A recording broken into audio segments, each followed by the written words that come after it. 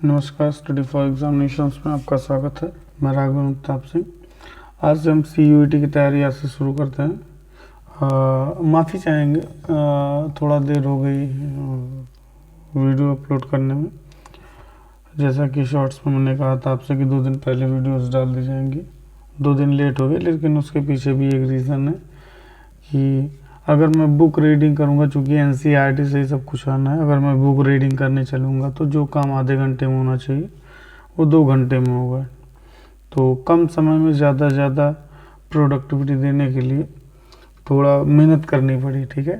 तो मैं किसी भी सब्जेक्ट को, किसी भी चैप्टर को 3-4 पार्ट्स में जैसा हो सकेगा तोड़ के 5 या से 10 या 15 मिनट की वीडियोस डालूंगा, ताकि आपको देखने में भी दिक्कत ना हो, क्योंकि 1 से 1.5 घंटे की वीडियो आपके लिए थोड़ा सर दर्द टाइप हो जाती है, ठीक है।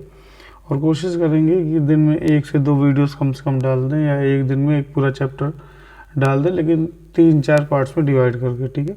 तो उसी सिलसिले में आज ये मेरा पहला वीडियो है। पहला वीडियो पॉलिटिकल साइंस के पहले चैप्टर से है, ठीक। नया चैप्टर है नेशन बिल्डिंग, राष्ट्र निर्माण की चुनौतियाँ, चैलेंजेस ऑफ नेशन बिल्डिंग।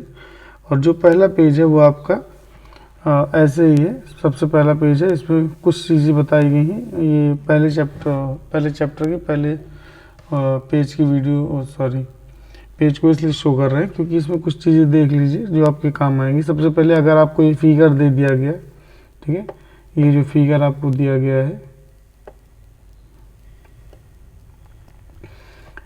तो ये जो आपका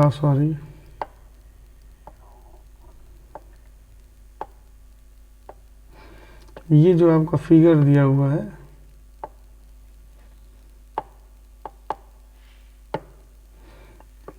ये जो आपका फिगर दिया हुआ है, इसके बारे में कुछ चीज़ें बताई गई हैं, देख लीजिए। ये जो फिगर दिया हुआ है, दिया गया है कलकत्ता 1947 का, यानी जो वीडियो है कलकत्ता 1947 की है। ये क्या है, दंगा प्रभावित क्षेत्रों में शांति स्थापित करने के लिए हिंदू और मुस्लिम समुदाय के लोग भारत और पाकिस्तान का झंडा फहराते हुए, ठीक है। ये आपका भारत का झंडा है, ये आपका पाकिस्तान का झंडा है। शहर में गश्त कर रहे ट्रकों पर चढ़े इन लोगों का यह चित्र विभाजन की खुशी, यहाँ पर एक बात देख लीजिए, विभाजन की खुशी और त्रासदी दोनों का एक साथ बयां कर रही है, ठीक है। यानी ये जो फिगर है, ये जो चित्र है, ये विभाजन की त्रासदी और विभाजन की खुशी दोनों को एक साथ दिखा रही है। और इसमें देख लेते हैं येलो कलर के बॉक्स में क्या दिया हुआ है। आज़ाद हिंदुस्तान की शुरुआती कुछ साल चुनौती से भरे थे। ये सबसे बड़ी चुनौती इसमें क्या थी, राष्ट्रीय एकता और अखंडता की थी, ठीक है। तो ये यहीं से ख़त्म होता है। अब हम लोग आते हैं अपने नोट्स पे, जो शॉर्ट्स नोट्स हम लोगों ने तैयार करके रखी थी, ठीक है। ये आपकी बुक का मैंने निचोड़ देने की कोशिश की है, एक भी फैक्ट छूटे नहीं। इसमें मैंने कोशिश की है कि आपको 100% दिया जाए, एक भी फैक्ट छूटे नहीं, और सारे के सारे फैक्ट्स कम से कम समय में ज़्यादा से ज़्यादा बार पढ़े जा सकें, ठीक है। समझाने का टाइम रह नहीं गया है, बस चीज़ों को मल्टीपल टाइम रिवाइज करना है। तो चलिए देखते हैं राष्ट्र निर्माण की चुनौतियाँ। ये जो वीडियोज़ होंगी ये बाइलिंगुअल होंगी, ठीक है। हिंदी इंग्लिश दोनों मीडियम के छात्र इसको पढ़ सकते हैं, इसीलिए इस जो तैयार किया मटेरियल मैंने, ये बाइलिंगुअल है, ठीक है। चलिए देखते हैं राष्ट्र निर्माण की चुनौतियाँ, चैलेंजेस ऑफ नेशन बिल्डिंग। जैसे स्टार्ट करते हैं, सबसे पहली लाइन हमको देखने को मिलती है, आज़ाद भारत, ठीक है, आज़ाद भारत की सबसे बड़ी चुनौती राष्ट्रीय एकता और अखंडता, nation unity and territorial integrity की थी। यानी भारत की आज़ादी की सबसे बड़ी चुनौती राष्ट्रीय एकता और अखंडता की थी, ठीक है। नेशनल यूनिटी कैसे बनी रहे और टेरिटोरियल इंटीग्रिटी कैसे बनी रहे। तो अब देखते हैं नए राष्ट्र की चुनौतियाँ कौन कौन सी थी। Challenges for the new nation. 14 से 15 अगस्त की मध्य रात्रि, जो पहली लाइन का पहले पेज का पहला पैराग्राफ है, उसमें क्या लिखा हो, 14 से 15 अगस्त की मध्य रात्रि, जिसे हम मिडनाइट कहते हैं, को भारत आज़ाद होता है। प्रथम प्रधानमंत्री the first prime minister of India Jawaharlal Nehru बनते हैं। इसी रात संविधान सभा यानी कॉन्स्टिट्यूएंट असेंबली में सत्र का संबोधन द एड्रेस्ड स्पेशल सेशन किया जाता होता है। किसके द्वारा? प्रथम प्रधानमंत्री जवाहरलाल नेहरू के द्वारा संविधान सभा में सत्र को संबोधित किया जाता है, जिसे भाग्यवधु से चिर प्रतीक्षित भेंट के नाम से जाना जाता है। इंग्लिश में इसे ट्रस्ट विद डेस्टिनी के नाम से जाना जाता है, जैसा कि आप लोग देख रहे हैं। आज़ादी की लड़ाई से ही दो बातों पर सबकी सहमति थी। उसके बाद हम अगले पैराग्राफ पे आ जाते हैं और देखते हैं उसमें कुछ बातें लिखी हैं। आज़ादी की लड़ाई से ही यानी नेशनल मूवमेंट के टाइम से ही दो बातों पर सभी एग्री होते हैं। वो दो बातें कौन सी होती हैं? पहला कि देश का शासन लोकतांत्रिक तरीके से चलाया जाएगा, यानी जो देश का शासन होगा वो डेमोक्रेटिक गवर्नमेंट के आधार पर के सिस्टम से चलाया जाएगा। दूसरा क्या होता है? सरकार यानी गवर्नमेंट सबके भले के लिए काम करेगी, यानी जो सरकार होगी, गवर्नमेंट होगी, गुड फॉर ऑल। ठीक है, जो उसका कॉन्सेप्ट होगा गुड फॉर ऑल, यानी सबके भले के लिए काम करना है। खासकर गरीब और कमज़ोर जो पुअर और सोशल डिसएडवांटेज ग्रुप्स हैं उन पर खासकर ध्यान दिया जाएगा। ठीक है, उसके बाद अगला पॉइंट आ जाता है आज़ादी मिली लेकिन बंटवारे के साथ। ठीक है, क्वेश्चन आ सकता है आज़ादी मिली लेकिन उसके साथ में हमें गिफ्ट के रूप में क्या मिला, है ना? तो आज़ादी मिली, फ्रीडम मिला, लेकिन उसके साथ हमें पार्टीशन को भी देखना पड़ा, बंटवारा भी हुआ। 1947 या 1947 का साल अभूतपूर्व हिंसा और विस्थापन की त्रासदी, अनप्रेसिडेंटेड, ठीक है, unprecedented violence and trauma of displacement का साल था। 1947 का साल अभूतपूर्व हिंसा और विस्थापन की त्रासदी का साल था। क्वेश्चन पूछ सकता है 1947 का साल किस तरह का साल था? ऑप्शन में दिए रहेंगे विस्थापन और अभूतपूर्व हिंसा का समय था। ठीक है, क्योंकि जब भारत आज़ाद हुआ उस समय क्या हुआ था? और हिंदू मुस्लिम दंगे हो रहे थे और विस्थापन की त्रासदी यानी भारत को दो भागों में बांट दिया गया था। अगला देखते हैं, भारत की आज़ादी के समय तीन मुख्य चुनौतियां थी। वैसे तो कई सारी चुनौतियां थी, लेकिन बेसिक चुनौती या मुख्य चुनौती तीन थी, जिसमें सबसे पहली चुनौती जो थी, जो सबसे पहले सॉल्व करनी थी, उनमें पहली चुनौती देखते हैं। पहली और तत्कालिक चुनौती जो इमीडिएट चैलेंजेस था, उसमें क्या था? भारत को एकता के सूत्र में बांधे रखना। जैसे उस समय भारत में 565 देशी रियासतें थी और सभी देशी रियासतें स्वतंत्र होना चाहती थी। ठीक है, तो सबसे पहली ज़रूरत क्या थी? एकता के सूत्र में भारत, जिसमें भारतीय समाज की सारी विविधताओं के लिए जगह हो, यानी एक ऐसे भारत का निर्माण करना जिसमें सभी विविधताओं के साथ लोग शांतिपूर्वक रह सकें। ठीक, भारत के भविष्य यानी फ्यूचर के गंभीर सवाल कौन कौन से थे? चार सवाल दिए गए हैं। ठीक है, ये चौथा या पांचवा पैराग्राफ है। भारत के भविष्य के गंभीर सवाल। पहला सवाल था क्या भारत एक रह पाएगा, यानी इतनी विविधताओं के साथ और इतने धार्मिक और भाषाई आधार पर जो जो लोग हैं, क्या वो इतनी विविधता के साथ रह पाएंगे? ठीक है, क्या एकता पर ही सारा जोर दिया जाएगा? ठीक है, यानी इतनी विविधताएं हैं तो क्या उनको जोड़ने में ही सारी ताकत लगा दी जाएगी? तीसरा सवाल क्या था? क्या इसके लिए क्षेत्रीय और उप क्षेत्रीय पहचान को खारिज कर दिया जाएगा, यानी जो रीजनल आइडेंटिटी है और सब नेशनल आइडेंटिटी है, क्या इन सबको खारिज करके सीधे सीधे एकता के सूत्र में सबको बांध देना है? उसके बाद आखिरी और चौथी थी, उस वक्त का सबसे तीखा और चुभता सवाल था भारत की क्षेत्रीय अखंडता, यानी इंटीग्रेशन ऑफ टेरिटरी कैसे हासिल की जाए। ठीक है, क्षेत्रीय एकता को कैसे बनाए रखा जाए या हासिल किया जाए। अब इसके बाद हम लोग देखते हैं दूसरी चुनौती थी लोकतंत्र या डेमोक्रेसी कायम करने की। ठीक है, यानी पहले हमें भारत को एकता के सूत्र में कैसे बांधना है, और जब भारत एकता के सूत्र में बन जाए सभी विविधताओं को साथ में लेकर, तो उसके बाद इस भारत देश में लोकतंत्र को कैसे कायम करना है। ठीक, विशेषताएं जिनसे सुनिश्चित हुआ कि लोकतंत्र ढांचा, ठीक है, देखते हैं विशेषताएं जिनसे सुनिश्चित हुआ कि लोकतांत्रिक ढांचे यानी डेमोक्रेटिक फ्रेमवर्क के भीतर राजनीतिक मुकाबले यानी पॉलिटिकल कंपटीशन होंगे। ठीक है, कुछ विशेषताएं थी जिनसे सुनिश्चित होता है या सुनिश्चित हुआ कि लोकतांत्रिक ढांचे के भीतर राजनीतिक मुकाबले होंगे। तो वो क्या थे? संविधान में मौलिक अधिकारों की गारंटी दी गई थी जिनके आधार पर सुनिश्चित हो सकता है कि लोकतांत्रिक ढांचे के भीतर ही राजनीतिक मुकाबले होंगे। ठीक है, पहला है मौलिक अधिकारों की गारंटी दी गई थी संविधान में। दूसरा, हर नागरिक के पास मतदान का अधिकार दिया गया था। राइट टू वोट के तहत हर नागरिक मतदान दे सकता है, जिससे ये सुनिश्चित हो जाता है कि लोकतांत्रिक ढांचे के भीतर राजनीतिक मुकाबला होगा। ठीक है। तीसरा था संसदीय शासन यानी पार्लियामेंट्री गवर्नमेंट पर आधारित प्रतिनिधित्व मूलक लोकतंत्र यानी रिप्रेजेंटेटिव डेमोक्रेसी को अपनाना।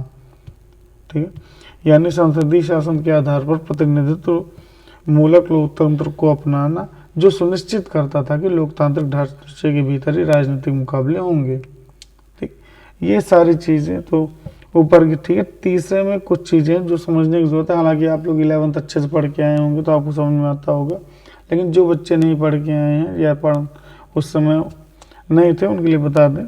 संसदीय शासन प्रणाली क्या है?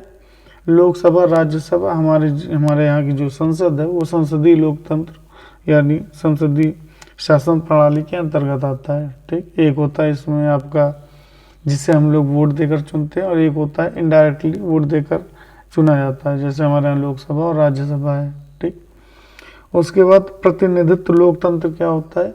यानी हम सभी सरकार चलाने में पार्टिसिपेट करते हैं, लेकिन सत्ता में जो बैठा है वो हमारी आवाज़ सुन सके, उसके लिए ऐसा तो है नहीं कि भारत एक बहुत बड़ा देश है, हर कोई जाए उनसे अपनी समस्या को सुनाए और वो सुन लेंगे।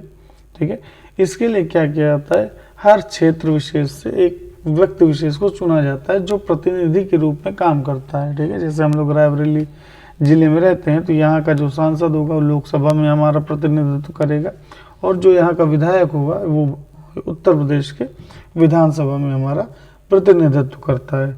ठीक है, तो इसे ही प्रतिनिधित्व लोकतंत्र कहते हैं, यानी लोकतांत्रिक तरीके से हमने अपने प्रतिनिधि को चुना और हमारा प्रतिनिधि हमारी समस्याओं को, हमारी ज़रूरतों को पूरा करेगा। ठीक है, अगला देखते हैं। लोकतंत्र को कायम करने हेतु लोकतांत्रिक संविधान यानी डेमोक्रेटिक कॉन्स्टिट्यूशन जरूरी होता है। लोकतंत्र को कायम करने हेतु लोकतांत्रिक संविधान जरूरी होता है। तो हमारे यहाँ जो संविधान है वो लोकतांत्रिक संविधान है। ठीक है, और क्यों है? क्योंकि लोकतंत्र को कायम करना है।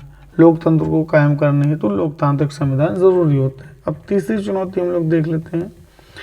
तीसरी चुनौती, ऐसा विकास जिससे समूचे समाज का भला हो। ऐसा नहीं कि हम विकास तो कर रहे हैं लेकिन एक वर्ग बढ़ते से बढ़ता चला जा रहा है, दूसरा वर्ग घटते से घटता चला जा रहा है। ठीक है, यानी हमें क्या करना है? आज का टाइम भले ही ऐसा हो, कुछ वर्ग बहुत ऊपर हो, कुछ वर्ग बहुत नीचे हो, लेकिन कुछ ऐसे तरीके अपनाने हैं, विकास की ऐसी कुछ धारणाओं को लाना है जिससे नीचे वाला वर्ग ऊपर आ सके और ऊपर वाला वर्ग ऐसा हो नीचे है वो भी अपना प्रगति करता रहे, लेकिन नीचे वर्ग वाला भी उसके बराबर आकर खड़ा हो सके। ठीक है, संविधान में यह बात साफ कर दी गई थी कि सबके साथ समानता का बर्ताव यानी प्रिंसिपल ऑफ इक्वलिटी किया जाएगा। ठीक है, सबके साथ समानता का व्यवहार किया जाएगा और सामाजिक रूप से वंचित, सोशली डिसएडवांटेज्ड ग्रुप तथा धार्मिक सांस्कृतिक अल्पसंख्यक, रिलीजियस एंड कल्चरल माइनॉरिटी, ठीक है, को विशेष सुरक्षा दी जाएगी। यानी सामाजिक रूप से वंचित जो हैं, जैसे हमारे यहाँ SC ST वगैरह थे, तथा धार्मिक सांस्कृतिक अल्पसंख्यक यानी धार्मिक रूप से जैसे हमारे यहाँ जैन हो गए, बौद्ध हो गए और आपके मुस्लिम हो गए, सिख हो गए। ठीक है, सांस्कृतिक अल्पसंख्यक को विशेष सुरक्षा दी जाएगी। अगला देखते हैं। लोक कल्याण यानी वेलफेयर के वे लक्ष्य जिन्हें राजनीति को जरूर पूरा करना चाहिए राज्य के नीति निर्देशक सिद्धांतों के अंतर्गत रखे गए। ठीक है, यानी नीति निर्देशक सिद्धांतों में किन्हें रखा गया है? लोक कल्याण के वे लक्ष्य जिन्हें राजनीति को जरूर पूरा करना चाहिए। ठीक है, जो चीज़ें, चूँकि जब भारत आज़ाद हुआ तो भारत के पूरी तरह से बर्बाद था, या एक तरह से कह दीजिए कि पूरी तरह से ख़त्म था। उसको खड़ा करने में एक बहुत बड़ी योजना की ज़रूरत थी, बहुत ज़्यादा सूझबूझ की ज़रूरत थी, और हर चीज़ों को पूरा नहीं किया जा सकता, इसलिए सबसे पहले प्रायोरिटी लिस्ट को जारी की गई। ठीक है। सबसे पहले एकता के सूत्र में बांधना है, दूसरा लोकतांत्रिक तरीके से शासन करना है, ठीक है। तीसरा था हमारे यहाँ पर कि जो गरीब और पिछड़ा वर्ग है उनको समानता के आधार पर सबके बराबर लाकर खड़ा किया जाए, ठीक। लेकिन उसके बाद भी कई सारी चीज़ें थी, जैसे शिक्षा का अधिकार हो गया, कॉमन सिविल कोड वगैरह हो गए। तो इन सब चीज़ों को जो समाज में जिनका होना बहुत ज़रूरी है, लेकिन अभी हम उस कंडीशन में नहीं है कि इन सब चीज़ों को अप्लाई कर सके। इसके लिए क्या किया गया, एक नया भाग जोड़ा गया भारत का, जिसे हम directive principle of state policy कहते हैं इंग्लिश में, हिंदी में कहते हैं राज्य के नीति निर्देशक सिद्धांत। यानी संविधान में राज्य के नीति निर्देशक सिद्धांतों को जगह दी गई, जिनमें कहा गया कि वे लक्ष्य जिन्हें राजनीति को ज़रूर पूरा करना है, इन फ्यूचर जब हम उस लायक हो जाएंगे तो इन लक्ष्यों को पूरा जरूर किया जाएगा। जैसे शिक्षा के अधिकार को बाद में लाया गया और सभी के लिए शिक्षा अनिवार्य कर दी गई, ठीक। आगे देखते हैं, आज़ादी के तुरंत बाद राष्ट्र निर्माण की चुनौती यानी चैलेंज ऑफ नेशन बिल्डिंग सबसे प्रमुख थी। आज़ादी के तुरंत बाद क्या था, राष्ट्र निर्माण की चुनौती सबसे प्रमुख थी। चलिए तीसरे पर आते हैं।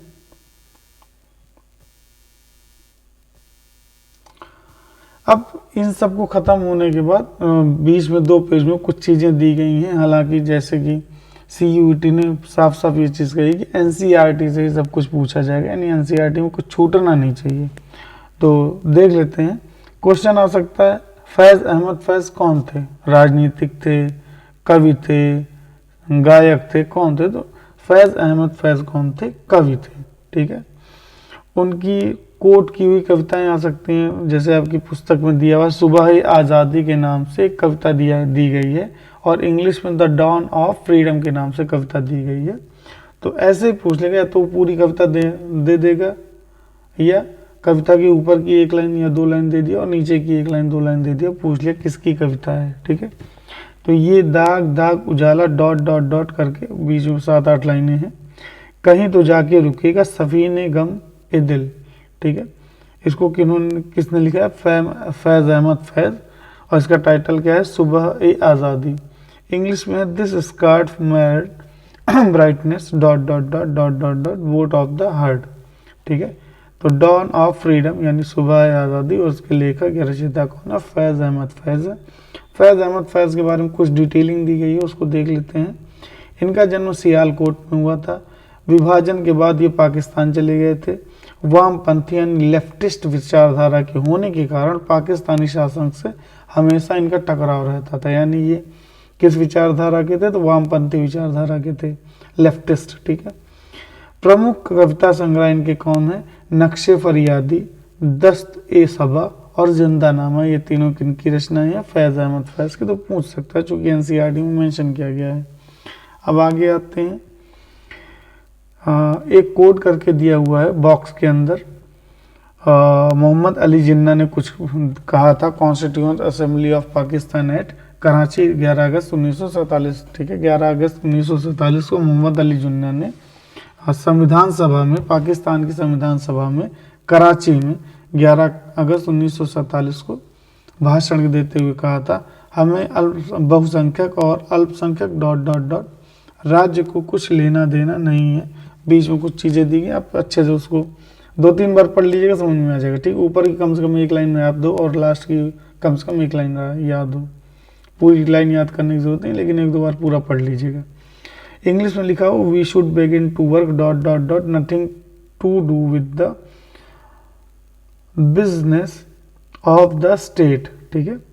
ये किसका कथन है, मोहम्मद अली जिन्ना का कथन है। ये कथन उन्होंने कहाँ कहा था, तो पाकिस्तान की संविधान सभा में कहा था। कब कहा था, 11 अगस्त 1947 को कहा था, और constitution assembly of Pakistan at Karachi. अब आगे देखते हैं, वारिस शाह से today I call Waris Shah, ये अमृता प्रीतम की रचना है, ठीक है। अमृता प्रीतम कौन थी, एक पंजाब की कवियत्री और कथाकार थी, जिन्हें पोएट और फिक्शन राइटर कहा जाता है। तो कविता की जो शुरुआती लाइन है, आज वारिस शाह से, फिर डॉट डॉट डॉट, फिर बांसुरी जैसे एक नाक बना दी, ये हिंदी में है। इंग्लिश में today I call Waris Shah dot dot dot dot dot dot bamboo shoot into a deadly snake, ये किनकी रचना है, अमृता प्रीतम की है।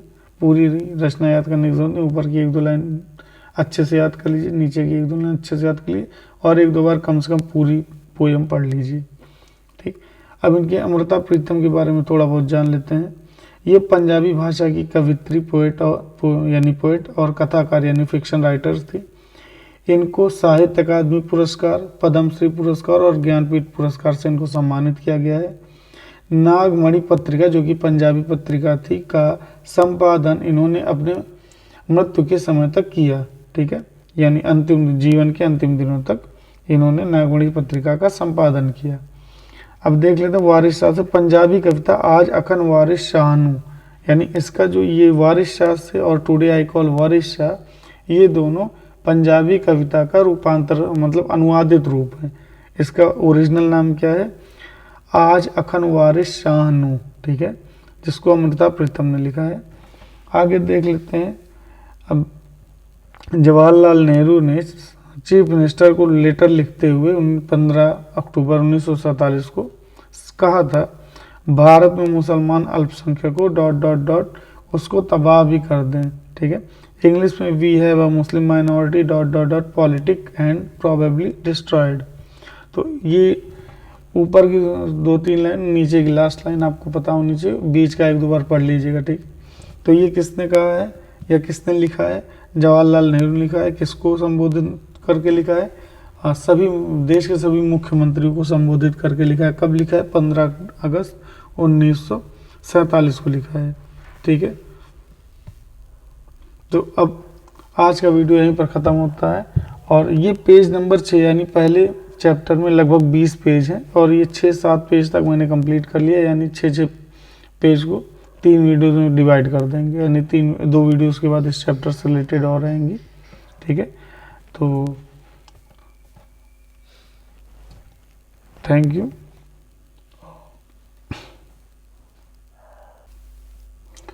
जो बच्चे भी ऑफलाइन कोचिंग करना चाहते हैं उनके लिए सूचना है कि अभी जब तक आपका 29 तारीख को हिस्ट्री का पेपर नहीं हो जाता तब तक कोचिंग में MCQ तैयार करवाए जा रहे हैं हिस्ट्री के। ठीक, हमारी कोशिश है कम से कम 3 से 4 बार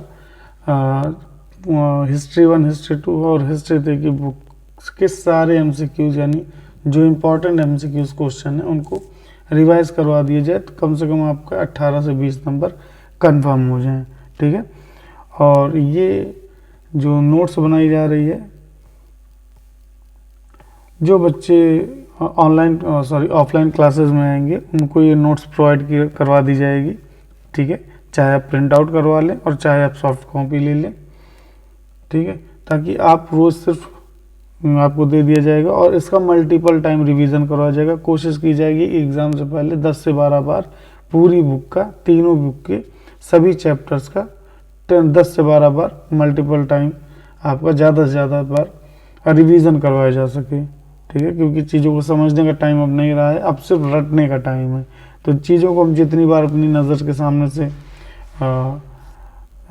निकालते जाएंगे, नज़र के सामने से उसको देखते जाएंगे और उसके बारे में चर्चा करते जाएंगे, वो चीज़ें उतनी ज़्यादा कंठस्थ होती जाएंगी। ठीक है, तो और हाँ, खास बात, आपकी बुक में जितने भी फैक्ट हैं, एक भी फैक्ट छूटने नहीं पाएंगे, सारे फैक्ट इसमें आपको दिए जाएंगे। ठीक है, तो आज के लिए बस इतना ही। धन्यवाद।